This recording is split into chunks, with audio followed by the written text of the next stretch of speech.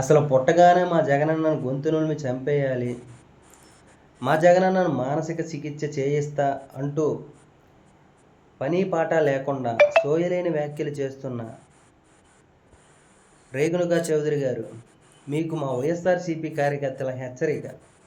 అసలు అధిష్టానం నుంచి టిక్కెట్ తెచ్చుకోలేని మీరు, అసలు అధిష్టానం టిక్కెట్ ఇచ్చినా గెలవలేని మీరు, అఖండ మెజారిటీతో గెలిచిన మా జగన్మోహన్ రెడ్డి గారి మీద విమర్శలు చేస్తారా?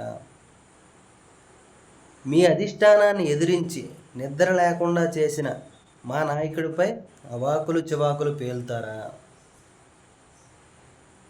అసలు సబ్జెక్ట్ లేకుండా సంబంధం లేని విషయాల్లో కలుగు చేసుకొని మా జగన్మోహన్ రెడ్డి గారిని విమర్శిస్తే ఖమ్మంలో, అది కాంగ్రెస్ కార్యకర్తల్లో మీ బలం పెరుగుతుంది అనుకుంటున్నారా? లేదా మరోమారి రాజ్యసభ సీటు కోసం చంద్రబాబు మచ్చిక కోరుకుంటున్నారా?